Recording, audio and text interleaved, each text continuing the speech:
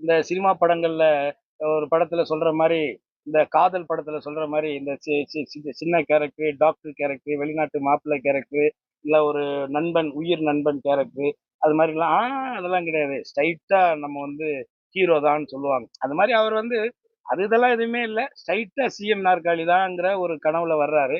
அது வந்து எந்த அளவுக்கு அதுக்கு மக்கள் அங்கீகாரம் குடுப்பாங்க அப்படிங்கிறது ஒரு மிகப்பெரிய கேள்வி. ஏன்னா இந்த தமிழகம் வரலாறு ஏன்னா உலகத்திற்கே தொன்மையான ஒரு நாகரிக வாழ்க்கையை கத்துக் கொடுத்த ஒரு பேரினம் இது. ஒரு தேசிய இனம். ஸோ இந்த இனத்துல இந்த மாரியான ஒரு நகைச்சுவை காட்சிகள் நடக்குது. இது மாரி நெறைய நடந்திருக்கும். அதனுடைய ஒரு ஒரு பகுதியா தான் நான் அத பார்க்கிறேன். அவர் ஒரு நட்சத்திரம், ஒரு பெரிய நட்சத்திரமா இருக்கிறனால நிச்சயமாக மக்களிடத்துல ஒரு அவருக்கு வந்து ஒரு அங்கீகாரம் இருக்கும். ஒரு நடிகரா புடிச்சிருக்கும். இப்ப என்னையே 100 பேருக்கு புடிக்குதுன்னா, அவர ஒரு 1000 பேருக்கு புடிக்காமயா இருக்கும்? அதுல ஒண்ணும் மாற்று கருத்து இல்ல. ஆனால் அந்த புகழை வைத்து இத்தனை ஆண்டு காலம் நீங்கள் இந்த தமிழகத்திற்கும், தமிழ் சார்ந்த மக்களுக்கும், தமிழுடைய பிரச்சனைகளுக்கும் எதெதுக்கு நீங்க முன்னெடுத்து வந்தீங்க? எதெதுக்கு களத்துல வந்து நின்னீங்க? அட்டெண்டன்ஸ் நான் போட்டேங்கிறது மட்டுமே இங்க வந்து சரியா வராது. நீ 100% அட்டெண்டன்ஸ் போட்டீங்களா? நீங்கங்கிறது ரொம்ப ரொம்ப முக்கியமானது. அதுலயும் முக்கியமான பிரச்சனைகள் நீங்க என்ன பண்ணீங்க? அப்படிங்கிற ஒரு கேள்விலாம் இருக்கு. இதுவரைக்கும் நான் வெளிப்படையாவே கேட்கிறேன். இத்தனை ஆண்டு காலம் 33, 34 வருஷம் சினிமால இருந்த நீங்க வந்து எங்கேயாவது உங்கள எனக்கு விஜய்ன்னு தான் தெரியும். தமிழிசை மாதிரி ஹெச் ராஜா மாதிரியான ஆட்கள் தான் உங்களை வந்து மத ரீதியாக உங்களை தனிமைப்படுத்துவதற்காக ஜோசப் விஜய் ஜோசப் விஜய்ன்னு சொல்லிட்டு இருந்தாங்க. ஆனா இன்னைக்கு நீங்க தேர்தல்னு வந்ததுக்கு பிறகு நீங்க ஜோசப் விஜய்ன்னு உங்களை அடையாளப்படுத்துகிறீங்க. அப்போ உங்களுடைய நோக்கம் என்னவாக இருக்கு? எவ்வளவு குறுகிய சிந்தனையாக இருக்கு? இத்தனை ஆண்டு காலம் மத ரீதியாக அடையாளப்படுத்திக் கொள்ளாத நடிகர் விஜய் இன்றைக்கு தன்னை ஒரு கிறிஸ்துவராக அடையாளப்படுத்துவதனுடைய உள்நோக்கம் என்னங்கிற கேள்வி மக்கள் கேட்கிறாங்கல்ல. அப்ப அந்த மக்களுடைய வாக்குகளை பெறுவதற்காக நீங்க இப்படி சொல்றீங்களான்னு கேட்கிறாங்க மக்கள். அப்ப அதே மக்கள் என்ன கேட்கிறாங்க? இத்தனை ஆண்டு காலங்களாக இருந்த நீங்கள் ஒரு நாளாவது இந்த கிறிஸ்துவம் சார்ந்த மத நல்லிணக்க விழாக்கள்லயோ, இல்ல ஏதாவது ஒரு வழிபாட்டு தலத்திலேயோ, இல்ல ஏதாவது ஒரு பண்டிகை காலங்கள்லயோ அந்த மக்களுக்கு ஏதாவது வாழ்த்துக்களை சொல்லியிருக்கீங்களா?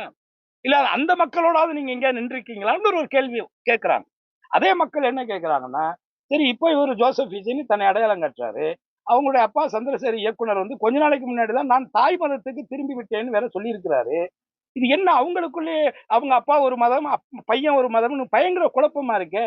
அப்ப பாஜக செய்யக்கூடிய மத அரசியலை விட மோசமான அரசியலாக இது இருக்குதே அப்படிங்கிற கேள்விய மக்கள் கேட்கிறாங்க. அந்த மக்களுக்கு நான் பதில் சொல்ல முடியாது அவர் சார்பா. அவர் தான் பதில் சொல்லணும். அவர் தான் அதுக்கு பதில் சொல்லணும். முதல்வர் போகும்போது முதல்வரும் போயிருக்காரு, அதே டயத்துல விஜயும் போயிருக்காரு அடுத்த நாள். ஆனா முதல்வரை காட்டிலும் விஜய்க்கு வந்து அதிகமான கூட்டம் இருப்பதாக நிறைய செய்தித்தாள் எல்லாம் போட்டிருக்காங்க. அது மட்டும் இல்ல குளத்தூர் பிரச்சாரத்துக்கு போகும்போது ஆம்புலன்ஸ் உள்ள விட்டாங்க, இடையூறு பண்ணாங்க, வந்து பிரச்சாரம் நடைபெறாம இடையூறு பண்ணாங்க. விஜய் அதனால போயிட்டோம்னு சொல்றாங்க. ஒரு குற்றச்சாட்டு கூட்டம் குறைவு கம்மி, அதை எப்படி பாக்குறீங்க? அதாவதுங்க, பலாப்பழம் வச்சீங்கன்னா ஈ மொக்கத்தான் செய்யும். பலாப்பழத்தை ரோட்ல வச்சீங்கன்னா ஈ மொக்கத்தான் செய்யும். அதே நீங்க ஒரு கண்ணாடி கூண்டுக்குள்ள வச்சீங்கன்னா ஈ வெளியில தான் நிக்கும். புரியுதுங்களா? ஒரு நடிகர்னா வேடிக்கை பார்க்க 4 பேர் வரத்தான் செய்வோம். என்ன? அது மக்களுடைய இயல்பு. அதனால மக்கள குறை சொல்ல முடியுமா? இப்ப கேரளாவுல பார்த்துக்கிட்டீங்கன்னா, பக்கத்து மாநிலம். கேரளாவுல ஒரு நடிகர் போவாங்க, நடிகை போவாங்க. பார்ப்பாங்க. Hello, hi. என்ன எங்கன? ஹலோ. ஆ. கண்டு. அந்த படம். ம். இவ்வளவுதான். இங்க சாகுறான். இங்க சாகுறான். பைக்ல போய் விழுகுறான். கூட்டத்துல நெரிசல்ல சாகுறான். செத்ததுக்கு அப்புறம் என்ன புள்ள போனா என்ன இன்னொரு புள்ள பெத்துக்கலாங்கிறான். இதெல்லாம் நம் தமிழ்நாட்டினுடைய ஆச்சரியங்கள். அதனால நீங்க பெருசா பண்ண தேவையில்ல. அப்ப இந்த ஆம்புலன்ஸ்ங்கிற காமெடி வந்து ஏற்கனவே இபிஎஸ்சி ரெகுலரா செய்யற காமெடி தான் அது. முதல்வருக்கு வரலைன்னு நினைக்கிறேன். எந்த கூட்டம்? விஜய்க்கு வந்த கூட்டம் அவர் சொந்த தொகுதியில அந்த கூட்டம் வரலையே. ஏங்க அப்போ கூட்டம் ஓட்டு தாங்க வாங்கணும். கூட்டத்த காட்டி என்ன பண்ண போறீங்க?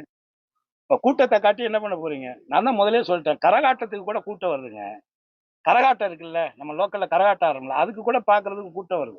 அப்ப அந்த கரகாட்டத்துல ஃபேமஸா இருக்கக்கூடிய, நடனம் ஆடக்கூடிய அந்த பெண்களை பார்க்க இவ்வளவு கூட்டம் வரும்போது, அதே இடத்துல நீங்க சொல்ற ஒரு நடிகை, நல்ல உச்சத்துல இருக்கக்கூடிய நடிகை வந்து அதே கரகாட்டத்த வந்து அங்க ஆடுனாங்கன்னா, அதுக்கு எவ்வளவு கூட்டம் வரும்? அப்ப நீங்க பாரம்பரியமா இத்தனை வருஷமா ஆடிக்கிட்டு இருக்க இந்த நாட்டிய நடன பெண்மணியை பார்க்க வந்த கூட்டத்தை விட, நடிகை வந்தவுடனே இவ்வளவு பெரிய கூட்டம் வந்துருச்சே அப்படின்னு மிகைப்பா பேசினா இது என்ன இது? அதெல்லாம் பொருந்தம் இல்லைங்க. நடிகைன்னா பார்க்க கூட்டம் வரத்தான் செய்யும். அது ஓட்டாக மாறுதாங்கிறது தான் இங்க முக்கியமான கேள்வி.